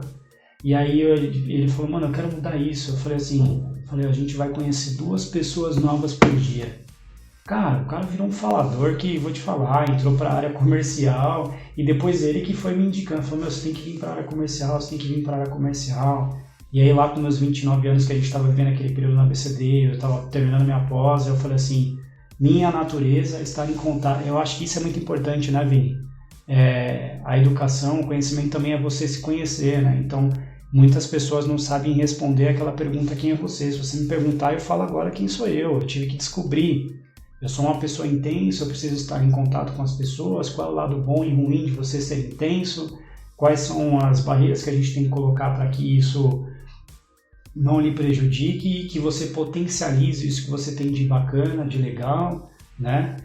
Então, os meus amigos também têm uma função muito importante, cara. Quando eu me formei lá, minha primeira formatura do turismo, um grande irmão meu, Alex Soares, foi padrinho do meu casamento. A gente ainda sem condições nenhuma, a gente foi numa pizzaria ali na Giovanni, em São Caetano, nós estávamos em 15 pessoas, e ele é uma pessoa que também daria 20 podcasts, cara, e ele montou 3 estúdios dele, tem um estúdio dele lá, começou na garagem. Eu acho que isso não tem preço, Vini, você vê todos os seus amigos, todas as pessoas que você conheceu, que elas conquistaram alguma coisa, mas não de bem material, mas a paz interior e se encontrar com a sua natureza, cara, sabe? E ele chegou assim, quando a gente foi pagar a conta, ele falou assim, hoje é a formatura do meu irmão, um grande momento para mim, eu pago a conta. Uhum. Ele foi lá e pagou. Então, assim, são coisas, são gestos que não tem preço. Quando eu entrei na Gol, a gente tinha o benefício, que você também tinha na TAM, né? O benefício viagem. Ixi, meus amigos se acabaram, cara. Aí a gente montou o clube da viagem, fomos para Natal, para Recife, puxa. E aí, Vini, eu acho que assim, até para fechar todas as áreas, né? Hoje, graças a Deus, aí tô na parte, como eu falei para você, profissional, a maior conquista aí, que eu fico muito feliz, foi essa apresentação que eu fiz nos Estados Unidos esse ano, em um outro idioma, e que eu também continuo aprendendo. Tive a grande oportunidade de desenvolver um trabalho com gestores, com pessoas que têm grande conhecimento no mercado e vão passar esse conhecimento para a gente.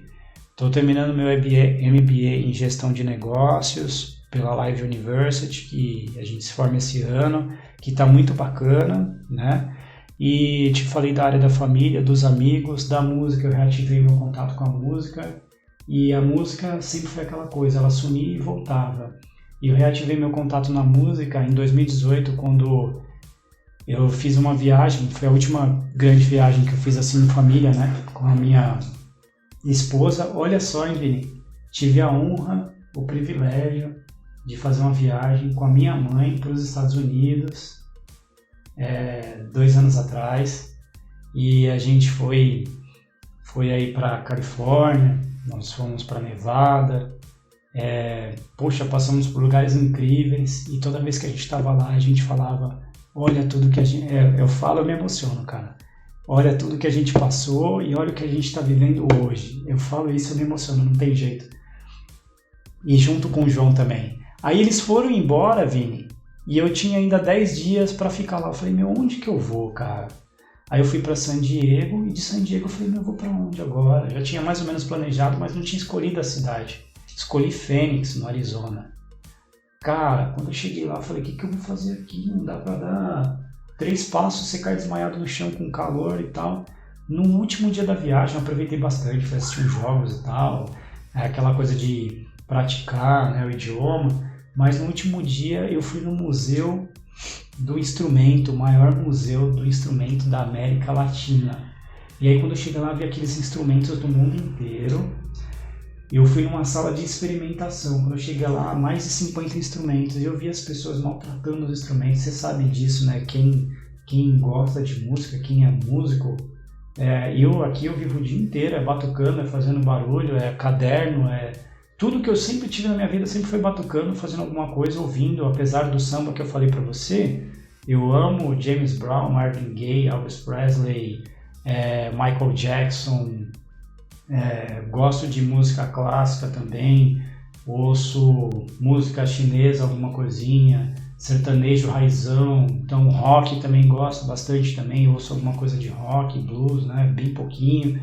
Então assim, quando eu vi aquilo, as pessoas maltratando, e cada instrumento que eu pegava, eu conseguia tirar um som, né, simples, mas saía. Puta, aquilo bateu no meu coração, cara. Quando eu voltei, eu tive que voltar. E tudo aconteceu de forma natural. Eu sempre acreditei muito na naturalidade da vida, né? As coisas acontecendo de forma natural. E aí, esse mesmo amigo Alex, junto com o Arthur, com o Edinaldo, com outros meninos que a gente tem que também era do samba, a galera do pessoal de 15 anos atrás, queriam voltar. A gente fez um primeiro samba em 2018 lá, que era para se encontrar, se reunir, e acabou virando um projeto social também, né? Que é o projeto Samba do Portão, que a ideia primeira era você apresentar os melhores amigos para os seus melhores amigos, né? Criar esse laço, poder ter um ambiente familiar onde você pudesse levar sua esposa, seus filhos, sem se preocupar com a questão da segurança, e a questão da arrecadação e reativar o contato com a música. Bicho, a questão da arrecadação passou em primeiro lugar. Hoje o Alex está mais à frente disso, né? Infelizmente com essa questão da pandemia, mesmo assim, ele segue batalhando e nós conseguimos fazer 8 edições de reunir várias pessoas. E é curioso, até linkando para o seu ponto da música, do que você faz, cara, dar os parabéns para você, porque assim, nessas edições, na 4ª edição, nós tivemos o privilégio de ter a presença da Juliana Lima, uma grande cantora hoje, tá estourando aí, uma pessoa maravilhosa. Ela foi lá com o violão dela, ela e a Ju Crunch, né, que são pessoas também muito batalhadoras. E aí, poxa, a gente não tinha aquela estrutura, Vini, de som, não tinha aquele aparato para dar sustentação para ela fazer a apresentação dela, né? E aí ela até conversou isso comigo, falou, poxa, desculpa, não deu para fazer muita coisa, né? Eu tentei, mas estou acostumado aí com o microfone e tal. Aí a gente reuniu a galera, e os meninos falaram, não, a gente tem que fazer alguma coisa. E aí, mais uma vez o Arthur, o Alex, os meninos se reuniram, foram lá na Santa Efigênia, compraram uma estrutura de som. E aí na nossa 7ª edição a gente teve uma surpresa de ter o Pinha presidente do Exalta Samba lá. E aí já tinha aquela estrutura de som, já tinha aquela coisa um pouquinho melhor, mas não se compara, cara. Eu falo que a gente perde grandes oportunidades pela desvalorização ou por não dar importância por certas coisas que realmente são necessárias, né? Como a gente estava falando dessa questão que você faz, desse podcast, que é um legado aí que vai ficar para a história, com tantas pessoas maravilhosas aí que você está entrevistando, mas a qualidade do som, o registro. A gente estava conversando, eu falei isso para você, eu gosto muito de história, então eu estava revisitando o festival de 67 ou 70, não lembro, a gente até conversou, né, que é o festival da Band, que teve tinha Caetano Veloso, Chico Buarque, Maria Rita ali começando, e aí aquela qualidade de imagem, de áudio, pô, cara, valorização. Então parabéns também pelo seu trabalho, parabéns por você, eu sou fã do que você faz. E a frase que a gente iniciou, seja fã dos seus amigos e de quem convive com você. A gente estava falando sobre isso, que hoje o advento essa coisa o advento da internet, né, de nos permitir aproximação com pessoas que a gente jamais imaginaria ter um contato. Eu estava vendo agora, participando de uma live de alguns músicos aqui, muito feras, né, que são do meio musical, mas eu não convivo com eles, eu sei o lado artístico. Agora, o lado da batalha, de como a pessoa se criou, de como ela cresceu, pô, olha, você sabe disso, olha as pessoas que a gente tem amizade, que eu sinto muito orgulho. Poxa, eu vejo o coração Peterson Marrocos, eu gosto de citar nome mesmo, porque são pessoas que fazem parte do que eu sou, cara. Se olhar para mim, eu tenho uns trejeitos do Ilha Alegria, né, na maneira de falar, na maneira de dar risada. Poxa, eu tento me inspirar no coração do Peterson, na sua garra, na garra do Christopher, que trabalhou com a gente, da BCD, que hoje é influente lá em Rio Grande da Serra e está crescendo também, né? De todos os nossos amigos aí que ajudaram a gente e que vem ajudando, e principalmente dos nossos familiares e dos mais velhos, cara. Separar, sentar, ouvir. Meu padrinho que está lá em Sorocaba, que todo dia ele manda uma moda de viola linda, maravilhosa para eu ouvir, eu amo a voz dele, né? Meu pai, que eu converso com ele, que me ensina de longe, sempre a gente bate um papo. Minha vozinha, que está com 96 anos, que às vezes que eu vou lá eu vejo o amor que ela transmite, né? Sabe? Então é isso, Vini. Eu acho que é muita informação, é muita coisa, é um balaio de gato danado, resumir aí 34 anos em tudo isso. Mas eu sou isso aí, cara, e hoje, graças a Deus, aí casado com uma pessoa maravilhosa, que é a minha esposa, que para fechar todos os assuntos que faltou falar de Deus, ela tem essa missão muito importante na minha vida, eu falo sempre isso para ela, que me ajuda muito a cuidar desse lado espiritual, porque ela é uma pessoa muito fervorosa, né, nessa questão aí religiosa e tudo mais, então ela vai sempre, vamos lá, a gente com essa questão do Covid aí, que nós tivemos, que é um momento totalmente atípico da história que a gente está vivendo, minha irmã e minha mãe tiveram, minha irmã ficou internada um tempinho, então foi um momento muito difícil, acaba nos aproximando um pouquinho mais aí de Deus, né? E eu nunca tinha, por exemplo, independente de religião, cara, eu acho que assim, é você colocar sua intenção para Deus, né? Um irmão do Dario, eu recebi a notícia hoje que ele foi para casa hoje, mas ele chegou a ser entubado em estado grave pelo Covid, e a gente estava fazendo um terço 2 vezes por semana, tipo, segunda, quarta e sexta, às 10 horas. Eu nunca, cara, tive paciência ali para ficar, rezar o terço, fazer nada disso, e eu tô aprendendo isso, sabe? A me doar também, né? A parar, cara, a gente não é ninguém, a gente não é nada. A gente está aqui só de passagem, nada é nosso, né? Como eu estava falando para você, o que a música me ensinou? A música me ensinou é que um instrumento é um instrumento, a alimentação quem dá é você, mas o que você fizer nele, você tem que fazer não para você, mas para a música, e pensar que tem milhares de pessoas por trás disso, e que o que você faz tem grande responsabilidade, né? Então você quer ser mais um, você quer ser alguém que vai batalhar para que aquele instrumento cresça naquele meio, que você possa motivar as pessoas, para que as pessoas se desenvolvam, para que as pessoas tenham um objetivo na vida e tudo mais. Pô, cara, todos esses caras que eu falei para você que estão hoje na música, tem o Abraão que tocou com, como é o Stevie Wonder. O cara tocou com o Stevie Wonder, velho. O cara é saxofonista. Tenho amigos aí, Gustavo, que tocaram, olha só, os caras da Guardinha tocaram no meu casamento, né? Os caras tocam com Emicida, tem outros que tocam com o Seu Jorge. É uma alegria tremenda isso. Eu tenho amigos que estão se reabilitando e que eu sou fã, assim, dos caras.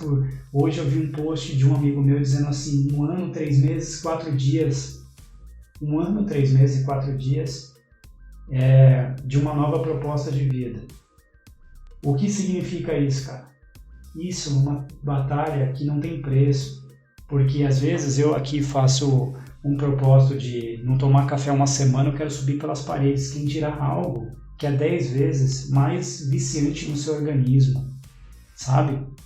Então, tudo isso daí está interligado, né? E por que Deus? Porque na minha primeira viagem que eu comecei, que o João foi junto comigo para Recife, que é aqueles erros que a gente sempre comete, né, de marinheiro de primeira viagem. Eu fui com ele para Recife, aí fui conhecer meus parentes lá na Paraíba que eu não conhecia, e depois ele foi para outras cidades e eu fiquei em João Pessoa. Na hora de ir embora, meu nego, eu tinha comprado presente para todo mundo, tava com R$50 no bolso, eu tinha que pegar o voo por Recife, sair de João Pessoa, atrasado, cheguei lá, era um voo da TAM, perdi o voo 4 horas da tarde, velho. Para remarcar, era no mínimo R$400. Só que eu não tinha uma maneira de fazer uma transferência. Eu tinha R$10 de bônus do meu celular. tinha R$50 só. E eu não conseguia mais, porque em casa quem recebia chamada era cobrar, e acho que não dava para receber chamada porque era cortado. O acesso não é como hoje, né?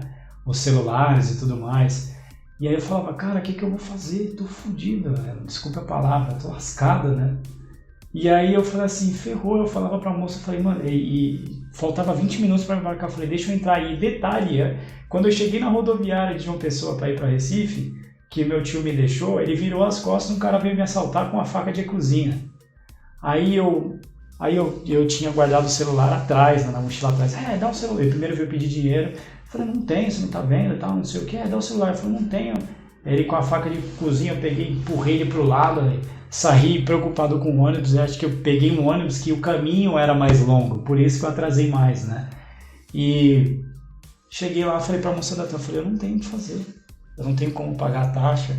Eu não tinha um cartão de crédito. Erros de primeira viagem, né? Marinheiro de primeira viagem. Isso foi em 2008. E eu falei, porra, e agora? Eu falei, agora é Deus, né? Agora é Deus. Aí comecei a fazer minhas orações. E a mina da TAM começou a mexer lá no sistema e falou assim, vamos fazer o seguinte. Vou remarcar você para um voo. Ele vai sair meia-noite, será 4 horas da tarde. Vou te dar um voucher aqui para você se alimentar, e aí você vai nesse voo. Ali foi mais uma afirmação, assim, de que em todos os momentos Deus estava na minha vida, cara. Dali em diante eu falei, só por Deus, cara, só por Deus, assim. E aí eu depois mandei um agradecimento para essa pessoa, infelizmente não lembro o nome dela, mas para dizer que a gente não é nada, a gente não vai a lugar nenhum sozinho, e que a gente veio no mundo para compartilhar.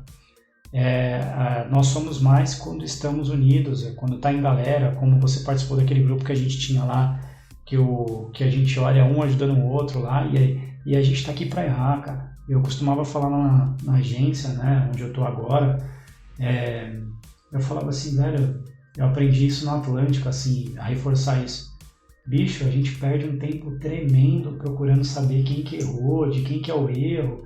Enquanto isso, a solução está lá dando bobeira. Então, assim, a gente tem a oportunidade de focar na solução, resolver o problema, depois voltar, independente de quem errou, não interessa. Eu cometi erros gravíssimos, né? Quando eu entrei tudo é um aprendizado. Quando eu estava na Eventos, eu cometi um erro de fazer uma emissão para uma data de cruzeiro errada. Cara, aquilo foi o fim para mim. Vim descobrir uma semana antes, depois descontou R$900 da minha rescisão, a gente dividiu o prejuízo, né? Eu e a dona, e ela com certeza com toda a razão. E dali em diante, quando eu entrei nos outros lugares, eu comecei a prestar mais atenção. Tanto que quando eu estava na Vipam, eu tinha colegas que a gente conversa até hoje, que os caras faziam às vezes 40 transações no dia e eu fazia 15. Aí os caras faziam 40, 15, depois vinha reclamar. Só que o que começou a acontecer? Só que eu fazia 15 tentando prezar pela qualidade. E as outras pessoas, o modelo que elas escolheram era a quantidade e a velocidade. Mas ali no posto você tinha um equilíbrio, né? Cara, poxa, acontecia, aí até que o supervisor chegou para mim, eu não sabia se eu estava no caminho certo ou não. Uma coisa que eu quero agradecer aqui, Vini, são os grandes gestores que eu tive. Luciano Gomes foi um grande gestor assim, que eu tive dentro da Vipam, que ele chegou para mim e falou assim, cara, tô na supervisão aqui e eu quero te falar uma coisa. Eu tô te promovendo, né, na época, consultor pleno, porque a gente sabe que você faz de uma maneira mais devagar e é uma escolha sua. Só que eu não tenho nenhuma dor de cabeça com o erro seu. E aquilo me marcou. Enquanto o problema que eu tenho para resolver, os erros de quando a gente corre ou de quando a gente faz um negócio com má qualidade, me custa muitas horas de trabalho e me custa muito para resolver, né? Então, dali eu tentei sempre prestar atenção. Mas mesmo assim a gente vai cometendo alguns erros, cara, que faz parte do processo.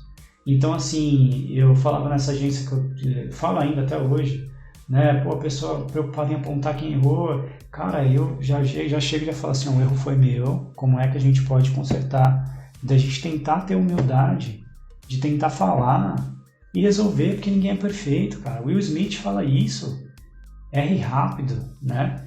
E é o que a arte aí veio para me ajudar a ensinar a errar, né?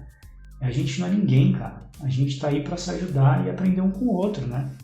E é isso aí, Vili. Pô, legal, Você é louco, foi uma aula aqui de vida. Imagina. Concordo contigo também, porque a amizade é o segredo da parada. Não adianta você pensar, né? Me desculpem as pessoas que são muito entusiastas dos cursos online, eles são legais. Nesse momento que a gente está passando, realmente pode ajudar muito. Mas, assim, nada substitui o contato quando a gente puder ter de novo, né? Porque faculdade, por exemplo, o que te marca são as pessoas que você conhece. O conteúdo, às vezes, você pode conseguir de forma técnica por outro caminho. Mas você conhecer as pessoas te levarem a outras pessoas. Essas outras pessoas você levar como espelho. Eu já tive a oportunidade aqui, entrevistei a Cláudia Parra aqui também no nosso... Eu ouvi, nossa, super bacana, nossa, excelente profissional, excelente pessoa, um grande abraço para ela, foi sensacional o podcast. Exato, então, mestre em turismo, foi minha professora há quase 15 anos atrás, ela foi gestora também da universidade lá onde eu cursei, quase eu acabei dando aula na universidade também. Verdade, eu lembro disso. Né? Então são várias coisas, cara, que o mestre vira aluno, o aluno vira mestre, daqui a pouco todo mundo é amigo, todo mundo é colega. Cara, uma frase que eu posso te dizer é o seguinte: o mundo é uma bola, você chuta e ela rola. Uma hora você tá em cima, uma hora você tá embaixo. Sensacional, sensacional. Eu acho que é por aí, tudo que a gente falou foi sobre isso. Na parte da luta, a disciplina, a camaradagem, o companheirismo que a gente pode ter. Os ensinamentos, todos eles se unem, assim como diz Cortella, nós somos indivíduos totais. Não existe isso de, eu sou eu profissional, eu pessoal. Ok, você tem que dividir algumas coisas, mas você é você e o outro é o outro, na sua totalidade. As áreas se interligam e formam o eu profissional, o eu familiar, todos os eus, né?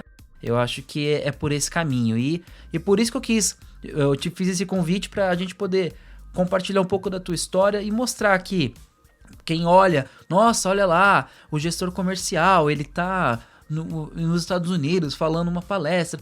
Pô, mas vamos conhecer um pouquinho de onde veio e ver que o caminho não foi fácil e que foi com muito mérito.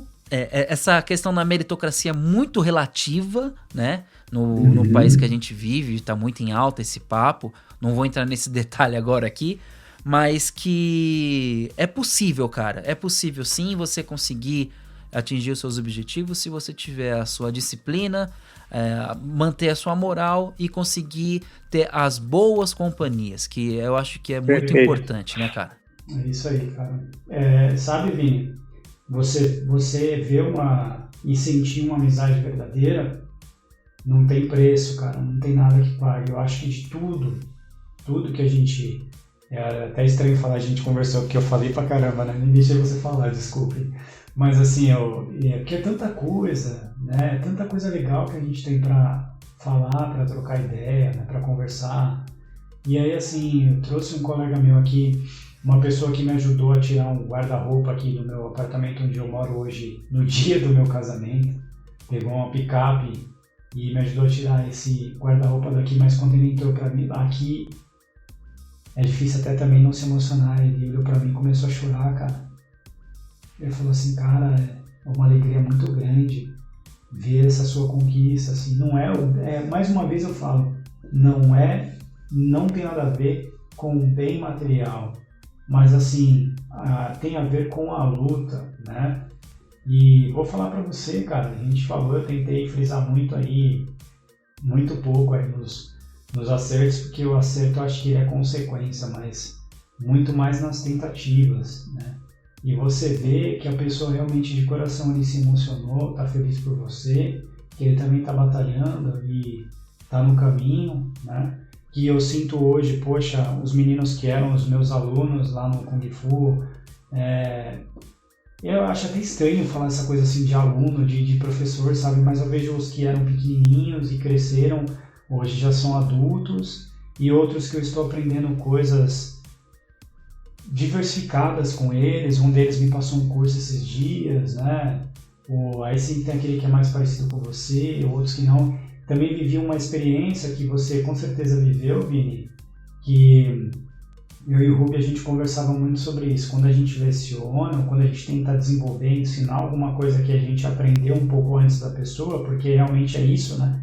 A gente só chegou antes naquilo, né, do que a pessoa. E aí você quer que a pessoa tenha a mesma dedicação que você teve, o amor, a garra, só que cada um...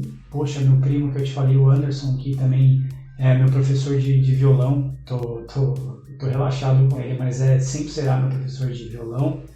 E um professor de cavaco também, que é o Mark, né? Eles falavam, cada um tem seu tempo, né? Cada um tem a sua maneira. E nas artes marciais, eu e o Rubio, nós vivenciamos isso. Nós queríamos ali que as pessoas fossem que nem a gente lá, vai, batalha, vai pra cima. E, pô, cada um lá tá com uma finalidade, cara.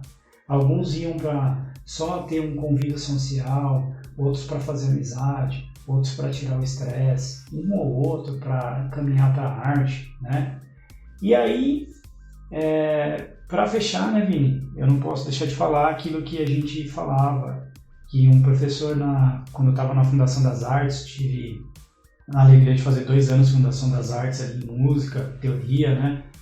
Um professor chamado Daniel, ele disse assim, por isso que é aquilo que você falou, né? Muito importante, a gente tem que ter muito cuidado com o que a gente fala, porque certas coisas marcam, né? E ele disse assim, a música, ela é 50% o que você ouve, tudo que você ouve, 50%. Ela é 48% do que você se dedica nela, do que você batalha, do que você estuda, do que você realmente põe a mão na massa. E ela é somente 2% de dom. Se você pegar uma pessoa que ela tem somente os 2% de dom e os 50% ali de ouvir, um pouquinho de dedicação, ela não vai, é muito difícil ela ir para frente. Se você pegar uma pessoa que ela tem os 50 e o 48, cara, ela não vai ter aquele brilho, ela não vai ter aquela coisa que você fala, pô, ela destaca, tipo um Michael Jackson, que você vê fazendo uma dança igual no meio de 20 e ele tem algo diferente, mas ele vai chegar, né? Agora, quando a pessoa tem os 50 ou 48 e alguma porcentagem ali do dom que ele agrega, porque no meu caso, eu não digo que é dom, mas eu tive sempre acho que talvez por essa pluralidade e por essa hiperatividade de quando eu era pequeno, eu sempre tive muita facilidade de aprender, tanto na arte marcial, na música e tudo mais. A facilidade ela me atrapalhou em alguns momentos. Porque, olha que curioso, o Emerson Lima, né, que toca com o Sr. Jorge, foi maestro nosso lá da banda da Guardinha, um grande músico, quando eu fui fazer uma prova de cavaco lá para o LM, em 2011 mais ou menos, falei, cara, me dá uma dica. Ele falou assim, olha, linkado com essa questão do dom, né, que a gente estava falando, ele falou assim, cara, quando a gente tem facilidade de aprender as coisas, um professor vai chegar pra gente e falar assim, ó, faz 10 vezes isso daqui, porque é a sua base. A gente tem facilidade, já peguei, faz 5. Você só vai entender o gap que isso deu para você lá na frente, se você não fez. Ou seja, o que eu quero dizer com isso? Pular etapas, né?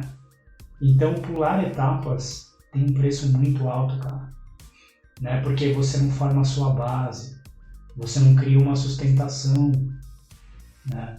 Você quer colocar muitas vezes a sua facilidade, o seu dom à frente de tudo aquilo, de toda a grandeza do que é você estar ali dia a dia batalhando e a experiência. Porque por mais que a gente tente se preparar, somente a estrada vai nos permitir aprender algumas coisas. Não tem jeito. E não existe pulo do gato, não tem segredo, o negócio é meter a mão na massa. Tá ali, acabou. Então a arte, a música, a profissão, tudo isso aí também culminou para ensinar tudo isso. Legal, é isso, cara. Nós tivemos 2 podcasts com 2 psicólogas também, com a Marisa Afonso aí, com a Cintia Mesano. As duas, uma que a Marisa, ela falou muito sobre neurolinguística, ela tem inclusive um livro escrito, também bem legal. Quem puder dar uma olhadinha nos episódios anteriores pode ver o trabalho dela. E também a Cintia, que é mestre aí em um pessoal que faz parte do espectro autista. A gente teve que bater um papo sobre isso. E vou te falar, as duas comentaram uma coisa sobre isso que você falou, que é muito importante, você tem que ter muito cuidado, cara. Você tem que ter muito cuidado com essa palavra, duas palavras que você disse, dom e talento. Elas preferem utilizar outra palavra que se chama habilidade.